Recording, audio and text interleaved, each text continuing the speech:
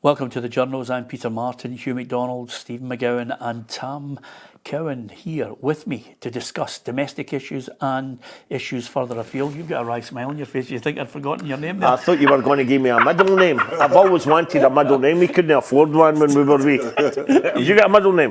Yeah. Well, sorry, I forgot you have.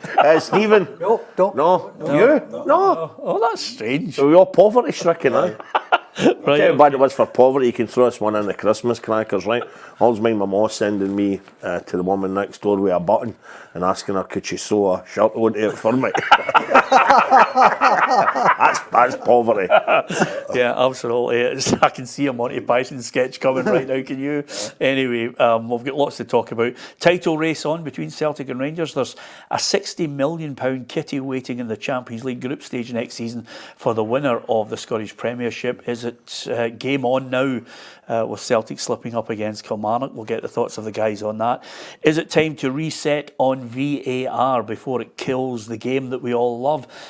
There is a supporter survey published in the Daily Mail in Stephen and Hugh's paper. And we'll look at the research there and analyse what needs to happen to try and get us all back on track and favouring VAR.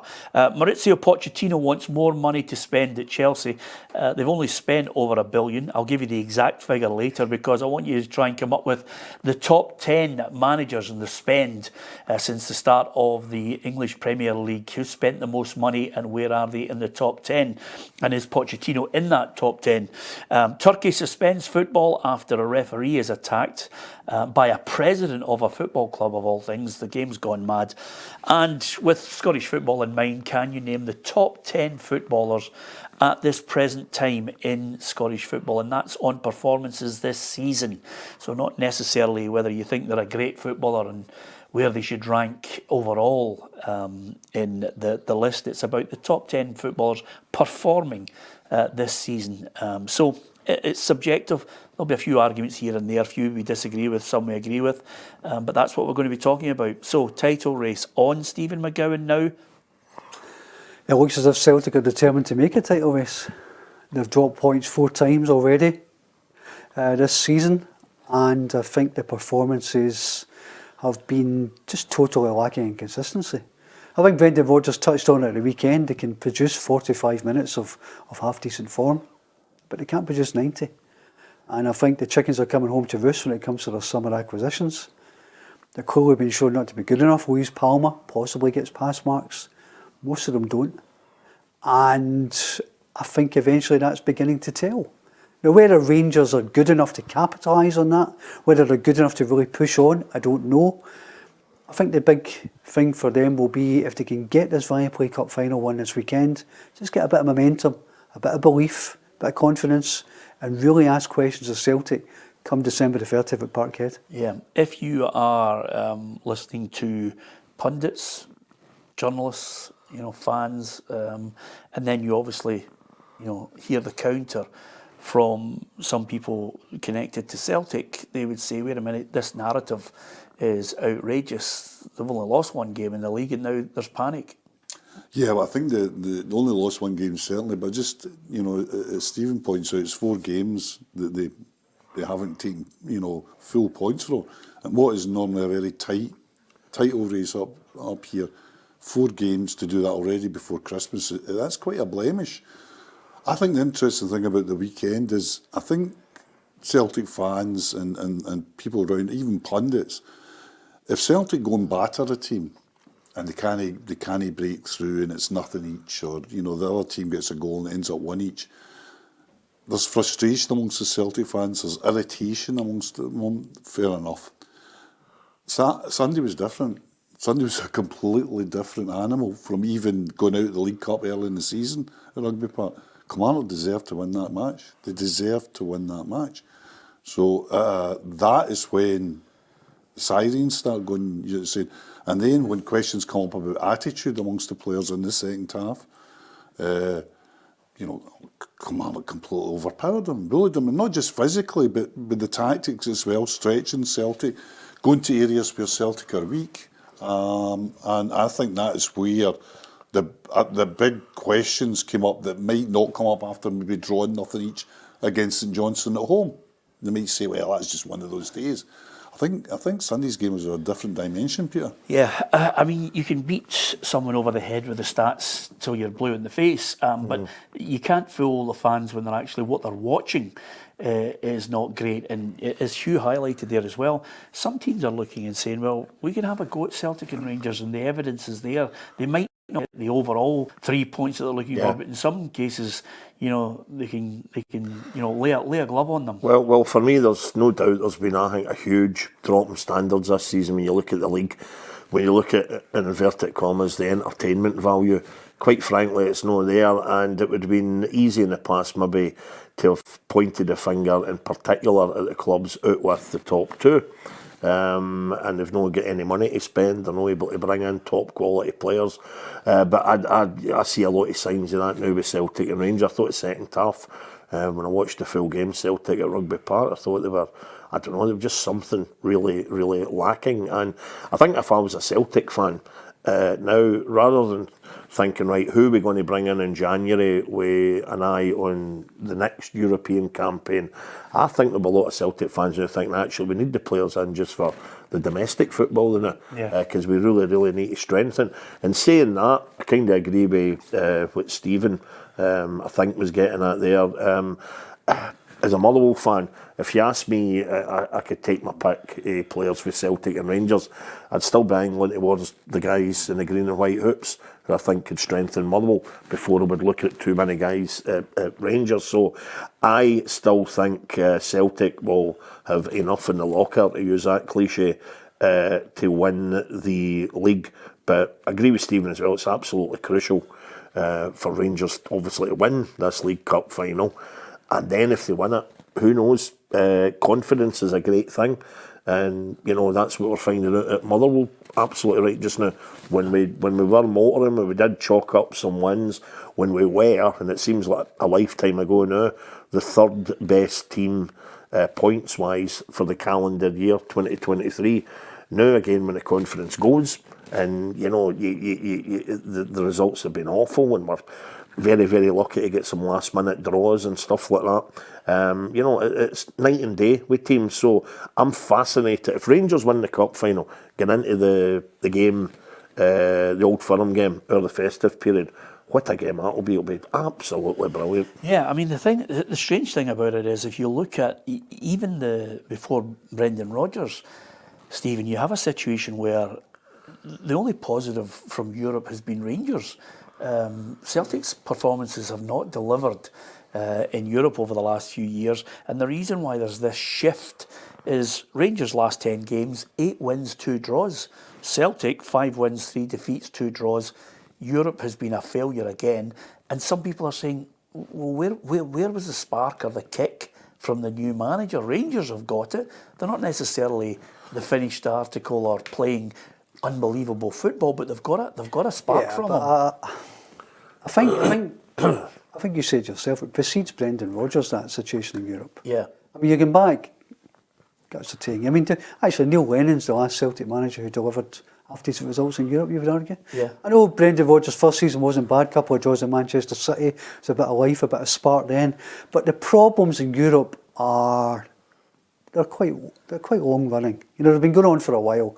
And I suppose whether you think Brendan Rodgers should be making an instant change depends on whether you believe that he absolutely picked all those players.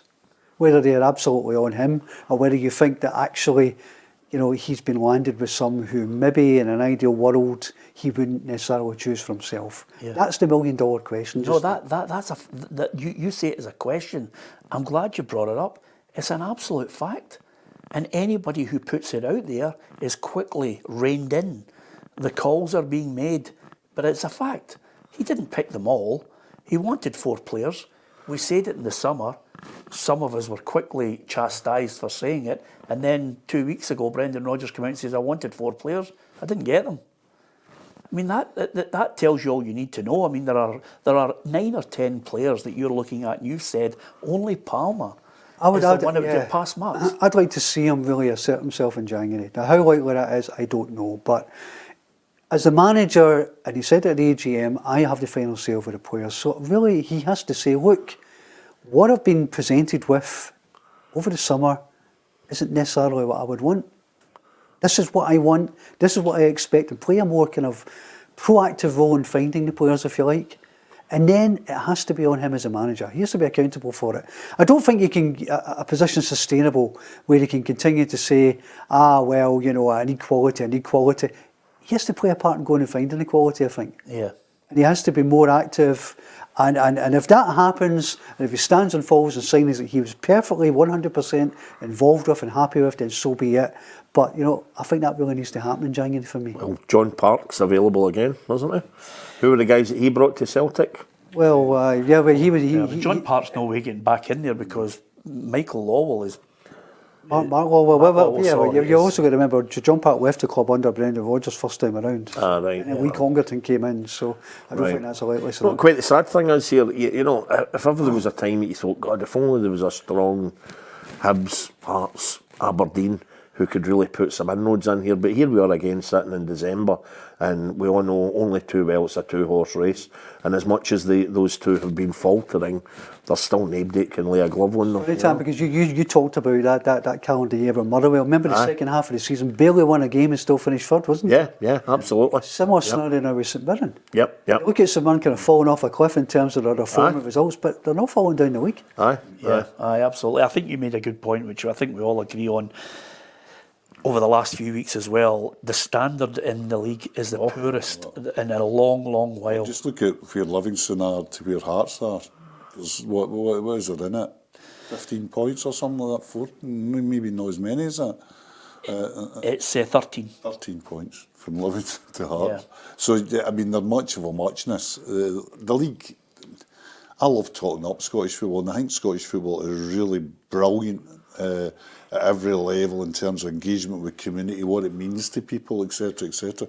But if we're really talking about, anything kind of quality, it's the poorest I've seen. People don't like this kind of chat. No, absolutely not. Because, but you know, there are times before, Stephen, where as Tam points out there as well, we're talking about the standard, but there are times before when Rangers and Celtic were going head to head. And I've got two people who are former managers in here, and we were talking about Alex McLeish and Martin O'Neill, and the two of them were waxing lyrical about the head-to-heads, and it was going down to the last day. Those days we were looking forward to. It was exciting. It was nerve-wracking for the fans as well. And you were on your tranny if you were at the games. And then, of course, the stories that were coming out from it as it got really heated and it was going down to the last day. You've got the SPFL suddenly giving it, here's the helicopter, here's the trophy. None of that. I'm not looking at this and thinking this is unbelievably exciting, because Rangers are not playing that well either.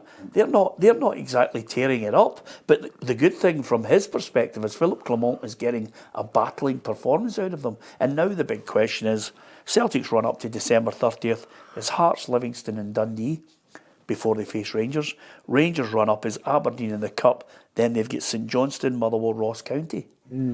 So you're saying to yourself, okay, you know, if there's no slip-ups, suddenly we've got a game that will attract a lot of attention. And then, of course, it'll attract a lot of attention, but there's only one set of fans in watching the Celtic Rangers game. It should be in his favour. So, but I'm not overly excited about it. No, I mean, if you come back to the period you're talking about, Helicopter Sunday and what have you, I mean, you had players like De Boer, Larsson, you had Chris Sutton. You'd really top quality players playing for both clubs. Yeah. I think the last 20 years it's got more and more difficult for them to attract that calibre of player, because financially it has got harder. But that's the same for everybody. Equally, it's not the real problem here is that it's not how much you spend; it's how you spend it. And Celtic and Rangers this summer in particular, in too many areas of the pitch, didn't spend their money at all well, and have been found out in that regard. And that's the key for January, I think, for both of them, because how much money has Philippe Clement got? And that John Bennett has come out and said it's not going to affect him.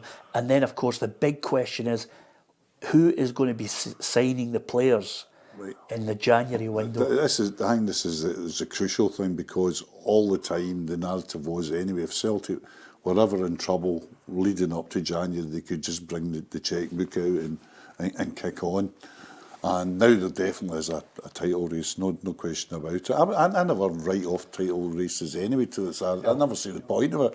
I've seen too many times clubs coming with great runs towards it. So Celtic one year was 5 points clear at the break. You know, with the split, not win the league.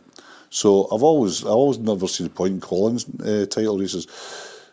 Two big questions on either side. Rangers' side is we know where they've got to strengthen. They've got to, with Danilo out, it looks as if they've got to get a striker. So that brings in the Shankland question, etc., etc. But the subsidiary and big question is Rangers: how much money have they got? And there's been hints and nudges there. I thought the interesting thing from Clement was saying that he brought up Bruges. He says we're a sort of Bruges. We're going to be operating in that market. And I went, oh, that's a very interesting analogy. So that's one side of the argument. The other side is Celtic. And Celtic desperately need their players back. The players that they've got out injured that have become superstars because they're not players. Players that got pelters early in the season are now the saviours. You know, Maida, Abada, not so much Hatate. Hatate is just class. So they need them back. But they need a striker as well. But the big question about Celtic as well is the left-back situation. Yeah, well, I mean, how that is long, and poor old Greg Taylor, but how long has that been allowed? I think they will. I mean, I think the Portuguese guy, Tiago Araújo, is easy for you to say. Yeah. Who plays for Estoril, former Benfica player. I think he's a very strong possibility for Celtic in January. Of a left wing back, you know, he can get forward where he can defend is a question, of course, but I suspect that's one that might happen. What height is he? I think he is about 6 foot. I haven't. You'll need to Google this, but I do think he's got a bit more stature than Greg Taylor has. I mean, I feel for Greg Taylor. I think he's had a bad run of games. I think you're talking about confidence. I don't know, but I would imagine I certainly hope he's not Googling what people are saying about him or looking at message boards. Yeah. Because there's a toxicity around things at Celtic just now. You know, I think that there are a lot of players who really are under heavy scrutiny. I think the board of directors are under really heavy scrutiny, and I think the supporters' tolerance for what's happening there is wearing quite thin. Yeah. Okay. Who do you see winning it if you're looking at it at the moment? I think Celtic, because of A, their head, and B, they've got a greater capacity to improve, I think. I think if they sign well in January, they should win it. But the question you would have, and the $1 million question is, if the same people who were recruiting players in the summer are picking them again in January, will they sign well? Yeah. Who do you think will win the game? On December 30th. Home advantage, 60,000 fans, you'd have to think Celtic would be favourites. I'm looking for Rangers to win the Cup, Rangers to win the Old Firm game, only because there'll be a change in the odds for the title, and then I would plunge on Celtic because I think they'll have the money to improve in January. Kind of get a bet in them, and the prices are still fairly ridiculous, but who knows, they might come down to even money, and then I would... Self-interest in Scottish football all the time, isn't it? Really, it's always self-interest. I was listening there and I'm thinking to myself, he's managed to turn that around to how can I maybe get myself a few extra shekels? He was on the radio complaining about self-interest in Scottish football every week. Now he's talking about how can I get a bet? Absolutely, we've all got family, we've got mouths to feed. Can I just say something, Tam? Don't worry about it, because I remember I always used to sit next to Hugh Keevins when I was working with him, and he used to say, you're nothing but a hypocrite, and he'd go, hypocrisy, it's a noble art. you've just absolutely highlighted it there. Just looking for a wee bet, that's all. Yeah, okay. Remember to bet responsibly. Yes, absolutely, or not at all in your case. VAR, it's becoming really that poisoned system, topic as well, because quite simply a lot of people believe it's killing the game, and I'm not just talking about Scotland. After a period where England brought it in and then suddenly it seemed to be working well for them, now it's gone toxic as well down there, and a lot of people are looking and asking for change because it's killing the pace of the game. Ange Postecoglou's come out and says that we're in a situation now where they're re-refereeing the game as it happens, influencing the match official not to be able to make his own call on these things. And of course the delay. And there's a survey that's out in from the Scottish football supporters, and I noticed it in the Daily Mail, and it said 86% say VAR is killing their enjoyment of the game. 95% say time taken to make a decision is way too long. 66% would tolerate wrong decisions rather than the match being disrupted. Liars. Yes. Well, sorry, I'm jumping in there. Sorry, but what a lot of... I know. That's him being asked in the street or whatever in a survey. So even you hate that. So even if a decision went against your team, you'd be quite happy with that as long as we... Absolute bollocks. Don't shoot the messenger. I'm just relaying it to you. Okay, then we'll argue about it. Independent review panel also says they've only got 3 out of 407 decisions wrong. So that kind of that was astonishing. I'll give you. I went to an SFA VAR kind of briefing at Hampden maybe a couple of weeks ago. And the referees, we had Nick Walsh and Greg Aitken were running through the most contentious incidents in Scottish football over the last 11-12, first 11-12 games of the season. And they went over the one where Rangers had the goal chalked off in the Old Firm game and explained why it couldn't be a goal and what have you. And, you know, they held their hands up to some. And what really got me about the independent review panel was, you remember the goal Rangers got against Livingston? Was it a push, was it, or something? Push out in the right back area. For me, that was one of the most kind of egregious examples that I've seen this season. You know, and I respect who the teams are. Don't give me that crap. It was just a bad situation. And the goal was given, and Nick Walsh was the VAR that night. And Nick Walsh actually, you know, I think in hindsight, I don't know, but I think in hindsight he would probably look back and think, you know what, I maybe didn't get that right. Yep. Independent review panel decided it was fine. Yep. So the whole thing is just so completely subjective that we will never find agreement. As long as it's that subjective, it's doomed. And when you see that instant that was replayed at Pittodrie at the weekend, for the kick-off, when the guy got the forearm smash after about 3 seconds. Yeah. And, you know, how did they not see that? You Why know, does it matter if it's only 3 seconds? Exactly. That's the only reason to get away with that, because that always, you know, if you, even pre-VAR, if it was an early challenge at a guy in 3 seconds, you know, it always was looked on differently than it being, oh, well, they're just, you know, they're only just warming up and, you know, a wee bit excited there or whatever. The referee will not take any more of that, rather than just going straight in and punishing them. And there was a wee element of that to that instant. But I do wonder, Peter, if what's killing the enjoyment of the game is not so much VAR, but the non-stop talk of VAR. Because I think we've got to just accept it and you know, and let it go. Is that Santa Claus trying to get into here, by the way? It's early, aye. You must have the chimney locked up. I was just scratching my head. But yeah, I'm fed up talking about it, because I know it's going to happen that if and I don't want it kicked back out of the game, because I think it's pointless even arguing that.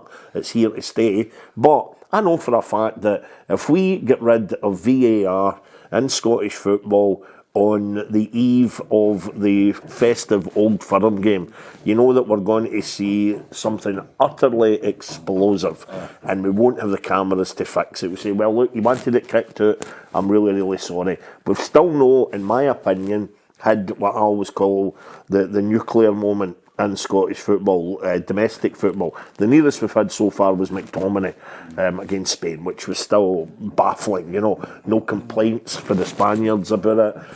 Nobody quite sure what had actually happened. Was it a wee bit of that and a wee bit of that? But I think if you wiped out VAR, I think the very next day you'd get something huge that would happen, and we'd all say, well, you didn't want it. Well, I have to disagree with you. I don't think it's time to suck it up and just get on with it. I think there needs to be... Tweak it. Well, with the tweak, I think there needs to be 2 elements to it. First of all, I think there needs to be an overall summit where basically they reassess what they're using VAR for, Stephen. I think you have to get to a situation where you say, listen, VAR is there to increase the percentages of getting things right, but when are we going to use it? and then stop this situation where you're almost re-refereeing the game and taking the power away from the match official. My biggest gripe with it, and Ange Postecoglou mentioned it, which I thought was quite a pertinent situation, where you have an incident, it's literally freeze frame, angle, pressure on the referee. Then, of course, from every angle, he's got to a situation where he can't make a call. He's almost as if the influence and the evidence being stacked towards him is influencing him. What is the conversation going on with the VAR official to him, which again, that verbal communication influences him as well? Well, it's interesting you're saying that, because that was one of the things at the SFA briefing where they were saying, and the biggest misconception is that they don't check things. They check everything. They look at absolutely every incident. The fact they don't refer the referee to the pitchside monitor doesn't mean they haven't checked it. They have checked it. Yeah. But one of the things that came out of that briefing was that VAR officials have been kind of like guided and instructed, don't influence the referee with your language. Go and have a look at it. But don't be saying, I think you should be doing this, or you should be doing that, Bobby, or, I think they have to be really careful in how they do it, because it's really difficult. A referee goes over there, all these eyes are on him.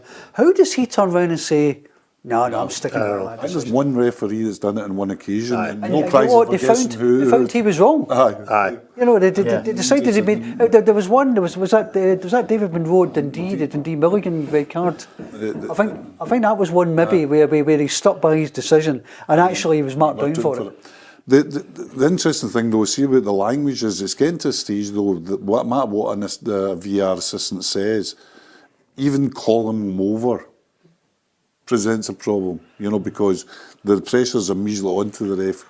That some other referee with possibly a better view of the incident has decided he's made a clear and obvious error. Aye. So he's walking over there. If he's a human being, he's walking over there and saying, "What have I got wrong here?" Because somebody who's got the same amount of badges as me and has been looking at it off the telly says, "I've made a clear and obvious." So by the time, if you see a referee walking over, where it's going to be. Yeah. I'm against VAR in all its works, right? And I've been against it since day one, and that I've said it so many times in this programme. Because the first time I was at a match, it was in Germany, and it was on, I went, this will not do. This will not do. You cannot have people in a stadium not knowing what the score is. You can't pay €60 to get into a game and have no idea what the score is, and have no idea about why the game's heading out. They say, have you VR check for what? Then the VR check comes back, it's not a goal. Why is it not a goal? Aye. What would you mean? Why? So we just watched this game. Aye. So that was my thing. Never bring this in. Never go near it. And it was obvious for FIFA and UEFA because they knew what fans thought. They knew. The point is, here's the point. Once it's in, it's very, very difficult to get rid of. Because once it's in, it's there for... There's vested interest in this. You can only get rid of it if everybody gets rid of it. Aye. I remember It's asking like inviting your mother-in-law over for Christmas when she's there. That's it. It's hard to get rid of you. You can only, a very interesting scenario. I was talking to one club, I wouldn't name them, but an official of a club who was extremely unhappy about a decision recently. And said in WhatsApp, he said, what would happen if one of the clubs just turned around and said, you know what, we're not paying for this any longer. I'm not going to pay £100,000. Look at Livingston at the end of a couple of really bad ones this season. They're skinned. Livingston have financial problems. How can they continue to pay for a system which is absolutely not fit for purpose? And I say that as somebody who supported it at the beginning. Yes. I remember writing columns saying we need this to help the referees. Now I've completely changed my mind. What happens if one club says no? Well, I think... Would I be right in saying, is it Sweden that haven't adopted it? They did it right. But they decided in the first place, Tam. There's a difference. We did decide that we'd have to... Okay, but could we still get round the table, just in Scotland, and if there was a vote and they said, yep, we want to get rid of it, would that be it, Tatty Bye? Well, that brings me on to a great programme called PLZ Politics. It's not a once in a generation and the door's shut and nothing can happen. So if they all voted and said no, I'm sure there is they could actually get rid of it. They wouldn't do it. But they won't. One of the things is the vested interest, particularly in amongst referees, who it's the great irony that it's really, really beating up referees. It's beating up the referee department. It's beating up the credibility in referees. It's just really been a horrible thing for referees. they've got to have it, because if they don't have it, they can't referee in international competition. Absolutely. Yeah, well, that's a good strong point. But here's what needs to happen, in my view, and it's open to debate for all of us here. I think they need to have a summit, collectively across Europe, and maybe with FIFA as Absolutely. well, where they turn around and say, okay, now here are the ground rules again. We have to reassess it and then say that if there is a situation where you think he's made a clear and obvious error, that's the point where you just show him one angle on it, and you then turn around and say he's got 60 seconds to make his call, no influence from you, he's the match referee, he'll look at the angle and he'll think, have I made a clear and obvious error, and he'll walk away without any influence from the VAR. The only thing the VAR should do is give him an angle that maybe he hasn't seen, not frame by frame, because frame by frame made a tackle I watched a couple of weeks ago look as if it was a follow through. But if you see it at full speed, there was no malice. It was just basically he'd made the tackle, his leg had gone through, and the player's rolling about. So suddenly, if you frame by frame and you see it, and you see his leg on the top of his ankle, you think, oh, he's off. I think it should be a situation where you go, here it is full speed, here's one slow speed. You make it. You get 60 seconds to make it. They're instructed to take into account the kind of the force of the challenge. Yes, it goes but to they're sort of not. speak to the. I know. And Well, another thing I think is the real problem we've got here, even if we had a summit there, even if we have a summit here, where everybody talks about it, Stephen, is the calibre of referee is absolutely woeful. if you speak to the president of the SFA, as I did recently, he'll tell you that they're doing a brilliant job, because he has to, because the SFA have to stand by their men, and those facts and figures of the review of the independent review panel, we don't know who they are, but that's the way it is. Well, do you think they're good? The point is, with VAR, are they any worse than other referees across Europe and the world? I don't think they are. I'm not saying they're good, but are they any worse with the operation of VAR than others? You look at down south with PGMOL, they are persistently reprimanding referees. You're seeing examples in Europe. I can think of a couple for Aberdeen games in the Europa League, for example, where you're just absolutely scratching your head, bewildered why VAR hasn't intervened. Well, the answer to that question is quite simply on the evidence of there's not one single Scottish referee at the top level in European football considered. No, that's a fair point. You're going to That's the a fair tournament. point. Yeah. You don't So, get games. I'm It doesn't not matter saying whether technology's not up to it. I'm not saying Scottish referees are great, but I'm saying that with the operation of VAR, are they doing any worse than anybody else? I'm just not sure they are. A couple of random points about this. For a start, if I was the manager, and I'll stick with Murrow, we don't have a big squad. It was academy players that we had on the bench at the weekend, last weekend against St Johnstone. If I saw one of my players now, the way football is, tugging at a jersey inside the box, that would be a fine, right? Because while we do have that system in place, don't be so bloody stupid, because you're always going to concede the penalty. We've seen loads of them recently. The other point I would like to make here, the one when we've seen a few of these recently as well, where maybe somebody getting in a wee studs up challenge or a high challenge. Once upon a time, the commentator or the co-commentator looking at their monitor would have says, well, it's one of them, it looks a lot worse than it was. But it's always only going to look bad in VAR times, because they are getting that freeze frame. And when the bit that they would have winced it in the past, the commentator and the co-commentator, they're going, oh, but when you play it like normal, oh, the guy got up, there was nothing up. When that ref runs over now and just sees studs get into somebody's shin or whatever it may be without seeing the rest of it, then of course it's going to look hellish, and they are going to show the red card invariably. My final point in this, and it may be one of the solutions, because we've heard about should they only get 3 calls per game or whatever, there's all sorts of stuff going on. A lot of folk are calling for get an ex-pro in there with the VAR guys. I would go a wee bit further, and I don't think it would cost a lot of money, but I would actually go with 4 ex-pros. I would go with a goalkeeper, an ex-goalie, an ex-defender, an ex-midfielder and an ex-striker. And you've got the 4, if you like, parts of the game covered, right? And I say that from experience almost, because if you'll allow me to have Neil McCann down as a midfielder, right? I know he was never thought of as a midfielder, right? But if you allow me to know, because only the other week I was sitting at the BBC when we'd finished the radio, the Motherwell game, whoever we were playing was out of reach for me. And as you're watching the games coming in, I had Cammy Bell, goalkeeper at one side, I had Stephen Thompson, a striker at the other, and Neil McCann. And when I was watching the games coming in, when I was hearing these guys' opinions of all of it, I found it really, really enlightening. Guys that had been there and done it, irrespective of what you thought of them as players, but all the incidents that were coming up and all the ones that were going to VAR that we were watching, they had experienced all of them. And if we could just get ex-pros, and no harm to them, but we're not talking about ex-pros who have now gone on to be hugely successful in business and they earn millions of pounds and they wouldn't even look at that. I'm talking about ex-pros, and you say to them, listen, a couple of £100 in this for you. Do you fancy coming along on a Saturday watching these games? I actually think ex-pros are one of the problems of VAR. Oh, do you? Because how often do you watch a TV programme, a highlights programme, and an ex-pro says, I don't care about the rules, that's not a penalty? Absolutely. I don't care about the rules. You're absolutely right. Really, you could see ex-pros who, because it wasn't that way in their day, who blindly refused to accept the rules as they are now. Yeah, I think it's a recipe for disaster. I would not involve them. But what I would do is, it's financially impossible because even four in a situation increases the cost. Also, it increases the viewpoint, which again slows down the process. Referee says, yes, here's the mistake. Player says, no, he didn't mean it. I'm giving you my professional viewpoint. Clash before the referee even gets to the television How screen. about this for a solution?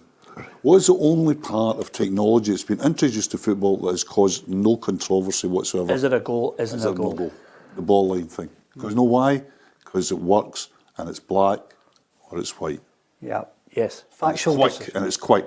Beep, beep, beep. Ball's over. Oh, one done. Nobody can argue it. You can go all your days. It was never. It was. There's a beeper in here that tells you. Yeah. So I would say to VAR, particularly in this period of retrenchment, because the big problem with VAR now is not bringing it back. It's the way it's going. People are now talking about, and referee committees, Collini's and all that is talking about, bring it in for corners. Yeah. Bring it, so but I would rule it back. I said, here's what you do with VAR. Offsides and handballs in the area. But with handballs in the area, we must clean up this handball rule. We must make it, the handball has to meet 3 criteria. Not this, is it deliberate? Because nobody knows what deliberate is now. Yeah. It's got to be outside the body shape. It's got to be that physical movement before the ball. Put down 3 things that it's got to, and say, see the rest of it, let them go on with it. Let the referee go on with it. I would go with that. I would agree with you. I agree with you. In the penalty box, where the decisions are critical to a goal, the only other thing that I think is with that offside situation, and I hope I'm not. The offside. I hope I'm not muddying the waters with this last point on it. I would actually go and remind the referees and the committees across the world the game is an entertainment. So unless there is clear light between a player and the defending player, he's onside. Yeah. You've got to, Stephen. We've got to get people celebrating goals. I think that's it. I mean, every goal now. But there's no way. Sorry, there's no way back with that. With the offside, because managers were screaming their heads off about that in the past. I know. Honestly, you've got. But hang about was that a toenail he was offside? Was that a cigarette paper? His elbow is offside. They were wanting the decisions for that. Tam, there's fans now don't even know when to celebrate a goal. Well, this is the crucial thing. There was an absurd situation. I was driving home the other week there, listening to Radio Scotland, I was driving past Capel at the time, and there was a goal. And I heard it on the radio and I thought, that'll get chalked off. Listening on the radio, I just expected it to be chalked off because that's a new state of mind now. Yes. It's just taking the spontaneity, the joy, the kind of... I mean, everybody's favourite moment of football is remembering a brilliant goal, exploding in joy. You cannot do that now because there's a little part of you thinking, oh, hang on a minute. This is going to get chalked off. I've noticed that very... Because I don't tend to do games at the weekend when VAR are introduced. In fact, I'm doing the lower leagues and amateur football, etc. And I went to Champions League game at Celtic Park, the game that Palmer scored, and even that dramatic goal, there's still people. An old Celtic Park, there's still people going like that and looking. it has changed. It's Absolutely. changed things. It's not changed, it's killed it, Yeah. you know, and it needs to be readdressed before. Well, we just get to playing be devil's over advocate, officials. I've got to disagree with that because Mika Beereth's header, that bullet header for the cross for Theo Bayer against St Johnstone last week, there was no delay in the celebrations of the Motherwell fans. None whatsoever.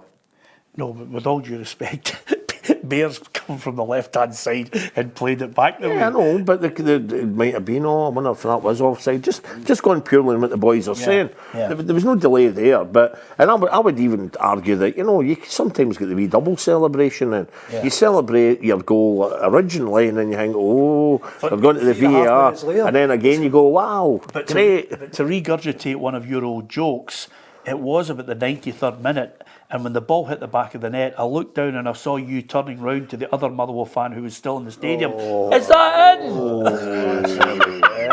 No need for that. Merry Christmas to all. That should be a straight red. That's appalling. Take that. That's appalling, that. Anyway, let's move on. Here's the next point that I'm going to make to you guys. I wish we had the... So see the now, just for clarity, it would keep it or kick it out.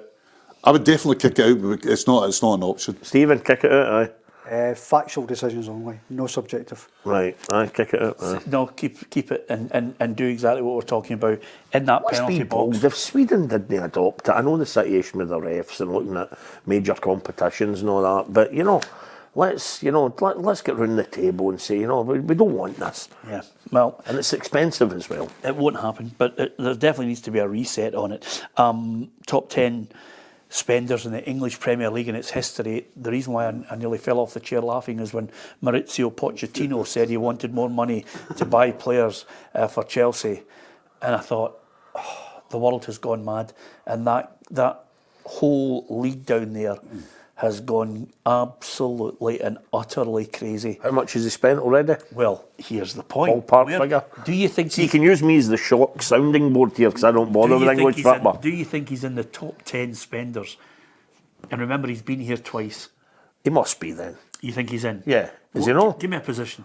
He'll be over both spells. Yes. Accumulatively. Cumulative. He'll be fourth He'll be fourth. highest spender. I'd put him pretty low down. Is this in the history of the Premier League? I'm going for 8th. Aye, Eighth. that's what I was Okay. gonna say. So what I was going to say to you is, there's 10 of them. I've got the list. Have a wee. Throw a few names at me. Mancini. Mancini, you think? Mourinho. Guardiola, surely. Guardiola. In the top 10. You have to go back. Fergie over the years will have spent a lot of money over the years. But was it the big money he was Ancelotti, spending? maybe. Couple of spells, couple of clubs. Yep. Ancelotti. Wenger would have spent over the years as well. Yep. You've actually nailed quite a lot of them, guys. You've done well. Here's the top 10 in its order with the money they've spent. Oh, the old Fluff Freeman music here. Well, exactly. It is like that. Number 10. But Pep Guardiola, 1.48 billion. Aye. Mourinho's second with 1.34 billion. Wenger, 955 million. Pochettino, 945. Really? Klopp, 933 million. Sir Alex, sixth, 768 million. Eddie Howe, 715 million. Rogers, 692 million. Arteta, 688 million. And Pellegrini, 615 million. The Man City one, I went for Mancini. I mean, that is incredible, isn't it? That 10 that you're thinking about there. The interesting thing is Fergie there because he was doing it over 20 odd years, so Yeah. I would like to see certainly managers with long standing the net spending, But it just shows you how great a manager he was. They keep on keeping on with But Peter, in terms of what they each delivered, which of them in the top 10 deserve to be dragged out and shot? No, really. Is that a Motherwell Christmas thing? It's a bit radical, isn't it? Okay, a yellow card. Right, but for all that, I'm dying to know who actually said, but look what he brought to the club. Look at the silverware. Look at the, but who was getting away with murder there? Who? Oh, Wenger. Yeah, absolutely. Wenger, pound for pound, Wenger, squandered the most, aye. Absolutely. 2004 and then nothing. Absolutely nothing. You know? And who gave the best value for money? Sir Alex by a country mile, isn't he? I mean, when you think, if you spread that, as you said, over 20 years. And then divide it by 13 championships. Yeah. Yeah. And a European Cup. And And I still like Jamie Carragher's line, to Guardiola, about championships won. If I was owned by a nation state, Aye. And had your budget. I'll give you 115 reasons why I'm reluctant to give Pep Guardiola too much credit. I mean, really, Tam, I don't know where you were coming from with it. I just find all that stuff a massive turn off. I mean, the English Premier League is magnificent. Yep. Yeah. Some of the entertainment and the games we are seeing is magnificent. But these plastic state-owned clubs, not for me. But the English Premier League are in love with Pep Guardiola. They can see no wrong in him. Aye, because he is absolutely for he them. buys into everything about the Premier League believes in. He buys into the primacy of money. He buys into, entertainment. He buys into bringing stars. He doesn't bring into things like, just what's going on here with our game. Because what the English Premier League's decided is that we're now a global brand. And we're going to move to, well, we're not going to move, we are now a global brand. We're selling £1 billion worth of broadcast deals. We don't care really what you do at a level of, bringing through players or treating fans or anything like that. Okay, you've got the investigations coming, but the investigation into Manchester City will go on and and on. It'll be mired in legal, the best legal minds. One thing I would say is as well, Hugh, going back to your point, I mean, England's national team is excellent. So, you're worried about bringing through players, but you look at boys like Cole Palmer and what have you, and they are consistently producing fantastic players, so much so, Jude Bellingham, I think they'll be the European champions next summer. Yeah, but do you know why though? The reason why they're still able to bring through a magnificent set of players is because now, off the back of the £4.7 billion deal and the $2.7 billion deal from the American rights that they sold last year, you have a group now in the English Premier League who are able to spend millions on their academies. So they're able to, and by the way, if the academies aren't getting it right, they can cherry pick the best youth from every other academy in Europe. Look all the Scots have gone down to England. So, and a million to somebody who's Scottish means nothing to them. So, but from an English perspective, they're able to develop those players, and those players can still go on and have a great career. Sorry, Tom. Sorry, just how many players, what's the rule, if there is one, and the amount of loan players that a Scottish club could bring in? Is there a cap on that at all? I think Not I think Hibs are about to test that. Right. Here's a scenario. With all these surplus, top quality, high earning players that must be floating about in the top flight in England. St Johnstone, I think the guy St Johnstone had the guy up. I don't know if he's still there for Crystal Palace, and the slight trivia question in the pubs at Perth would have been about who was St Johnstone's highest ever earning player, and it was the guy that brought up, but they weren't actually paying a bean, And then you've had situations as well as Craig Levein loves to remind you when he got Michael Stewart, his old sparring partner, for Man United, but he had to pay a token fee of £1. That's what it cost him, and as Craig likes to say, it was the worst transfer ever. He was robbed, and all this as they continue their spat. But what I'm saying to you is, could Stuart Kettlewell starting next season say, you know what, I've got my eye on 11 guys in all positions that I can bring in. I mean, this goes back to what we were just discussing about the dual ownership thing. Aye. Which I said, they're opening the door up to that now because you see Hibs probably going for 24.9% of Bournemouth. You've got Dundee, you've got Burnley talking to them about, the owners of Burnley talking about an investment. I think there's one other, I'm not quite sure who. And one of the reasons that the SFA are open to that is not only inward investment, but you could potentially make the Scottish League a bit more competitive. Right. Yeah, I know, I'm like anybody. I hate the idea of Hibs being a feeder club for Bournemouth. Yeah. That offends my sensibilities as a Scottish football fan. But if they can bring in 5 or 6 Bournemouth fringe players and become a better team, the question is, as we've seen when Rangers did it in the past, the Newcastle 5 and what have you, do they make you demonstrably better? That's a big question. Yeah. Well, I would embrace it. I mean, I know there's we always want to have that kind of a cherished thought of Hibs as an institution and they're not owned elsewhere. But lots of European clubs now have the same blueprint. Yeah, it's commonplace. So it's commonplace. So I would embrace it, and I'll tell you why I would embrace it. If Hibs suddenly have 5 players that they wouldn't normally have got, and Hibs fans can go to a game and say, by the way, we can take Celtic or Rangers today, I'm all for Absolutely. it. I'm all for it. I want competition. I don't want this bland, constant, till we all drop dead Celtic and Rangers Defence winning versus the league. attack, because we see these days that all too often. And you know what? As much as I mentioned, boys for the academy on the bench here at Motherwell, as much as we're all obliged to say, oh, we've got 2 wee young guys that come through the ranks, oh, aren't we good? There's a wee pat in the head, but it will not necessarily make any difference to the performance that day or the result, as much as you get a rosy glow about bringing through your own players. But the guy that we could stick up as the figurehead here, going with Stephen's point, would be Mika Bereth, right? Yeah. And he has undoubtedly made a difference tomorrow. You look at his stats since he came in, goals and assists. That guy, I mean, there's a lot of folk wouldn't even be able to tell you his parent club, but it's Arsenal. But he's nowhere near getting into the Arsenal team. So if, that's all I'm just saying, in a wee fantasy world, if you could bring in 11 such players, these guys who would look the absolute business in Scotland, they can't get close to their club down south, but the club are happy just to get them playing, so you don't need to split the wages. At the top level, number of your Motherwells and your Hibs, Celtic brought in Callum Carter-Vickers and Jota as loan players, and going back, Patrick Roberts, who had no chance of getting, quite rightly, no chance of getting anywhere near Manchester. Were Celtic paying wages to these guys, part wages? I think they would play part wages. I wouldn't know. And see, for the parent club, how do they look at that? What do you even? I'm even think this is where the whole scene could change here, because let's say you were at Man City, and you heard that Celtic want one of your players who's got no chance of getting in your first team, and Motherwell want one of your players. Are they more likely to say, well, hey, we're not giving them to Celtic for nothing. They've got money, they've got plenty, they've got Champions League money. We might let this boy go to Motherwell and we'll not charge him a bean because he's going to play them.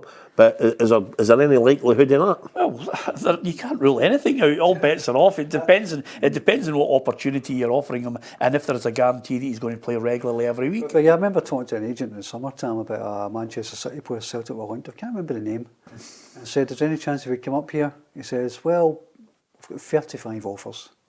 Right. So every club. That'd be the midfielder, wouldn't it? Tommy McIntyre or something. That's the one. That's the one. Yeah. These players are in huge demand. Where you can get them to come to Scotland, at least if there is dual ownership, and the owner of Bournemouth is saying, "Well, you are going to Scotland. There's a chance you'll get them." But dual ownership could also mean that the owner of Bournemouth has actually got another club, and he's going to put money into it. You know what I mean? I mean, it's not just about being a feeder. Here's Bournemouth players that are not getting a game. If he buys into Hibs and he's got a stake in the club, he may well bring revenue that allows him to go. He unveiled. He's just Foley has just purchased a club, set up a franchise in New Zealand, Auckland. Yeah. They're going to play in the Australian A-League, and he went to do a press conference and he said, "Well, I'm looking at investments in Holland and in Scotland. We could take players from New Zealand, send them to Scotland. It will be a kind of food chain, if you like." Yes. Well, so you might get a couple of New Zealanders and they might not work out so well, but it'll be a try and buy. And with that in mind, right now, on the basis of what we are looking at, we've said the standard's not great, but there are a few shining lights. I've put together a list of 10 of what I would think are the best players, not because of their ability overall, but the way they've performed this season. Right. I've put a list of 10 players together. Do you want to have a stab at a few of them, or do you want me to read the 10 out? Stab. Right, I'll say I'm not going to go down Rangers or Celtic because there'll be obvious ones here. I think this season, I think Miofsky has really shown his technique, his class. I think Boyle would always. I think Boyle is the perennial answer to who's the best player outside Celtic and Rangers. Maybe he isn't this season, but he's certainly one of them. Right. I'll be enough for now. Sam? Butland. Goalie, the maybe. goalie from Rangers. If you're looking out with Celtic and Rangers, you mean? No, Celtic and Rangers in there as well. Butland, I'm thinking as well, it'd be crazy not to say Kyogo, obviously. Kyogo for you? Matt O'Reilly.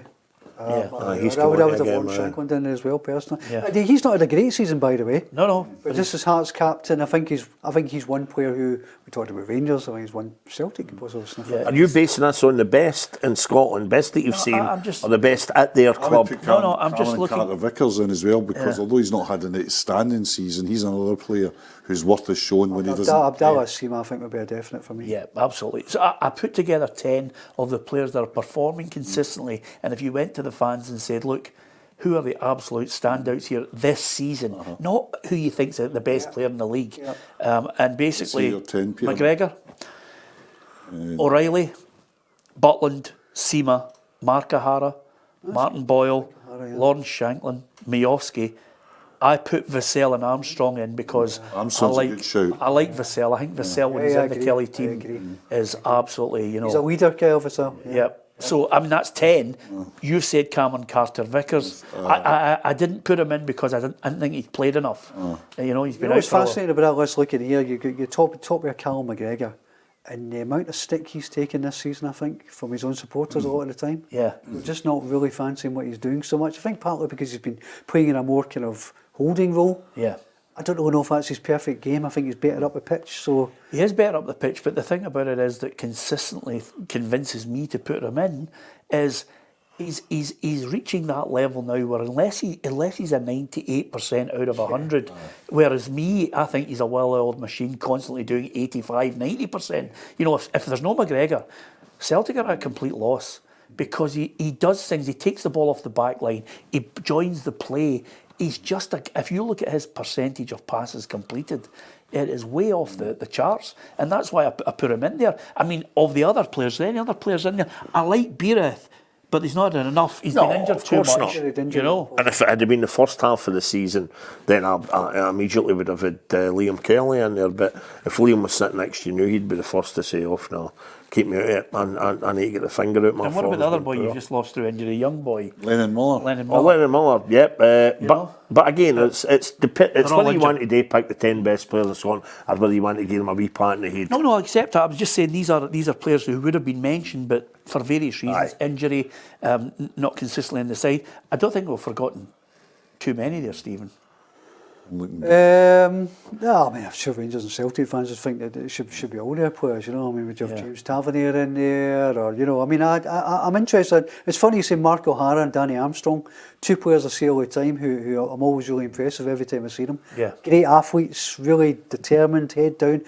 But we have this thing in this country where players who are Scots are just kind of, people look down their nose at them, don't they? Yeah. There's a kind of sniffy derision towards the Scottish players. If you talk about Celtic or Rangers, if I say, Celtic Rangers should be in for Lawrence Shanklin, people say, oh God. I know, Miofsky's getting he's an SPFL player. Miofsky as well, yeah, absolutely. I think that sums up what you're saying about Callum McGregor, because they'd soon notice he wasn't there if he was at the team. Absolutely. But he might not have the colourful exotic name. He might know be the pin-up guy, whatever.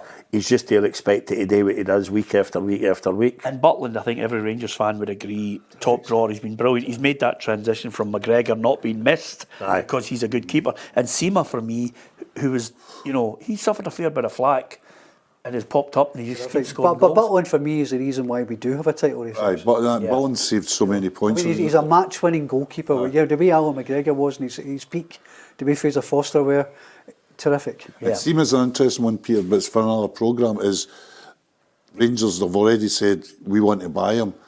They've, or at least privately like to buy it, and I think he'll cost money. Yeah, absolutely. Well, listen, we've run out of time. Just one little footnote to it all, and it just shows you the way football's going and the conduct of people. Not a fan. Ankara Gücü president Faruk Koka punched the referee, and now the Turkish football has been completely shut down because of it. This is the president of a club running onto the park to punch a referee.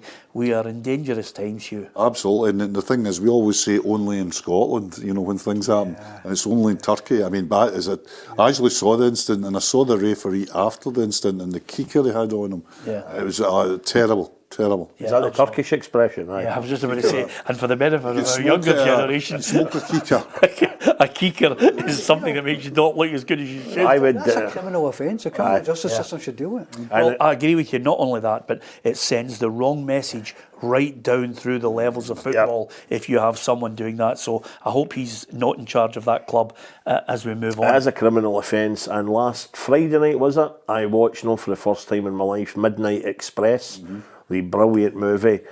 Send the president into that jail. That'll soon put an end to it. And don't even let his girlfriend come to visit with a glass screen.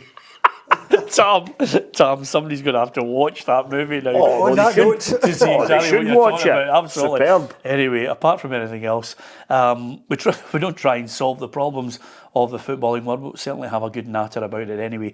Thoroughly enjoyed today's programme. Thanks to Tam, thanks to Stephen McGowan and to Hugh McDonald. Don't forget to hit the subscribe button on our YouTube channel. And if you download the app, you'll get all the breaking news at your fingertips as well. Thank you for listening and watching.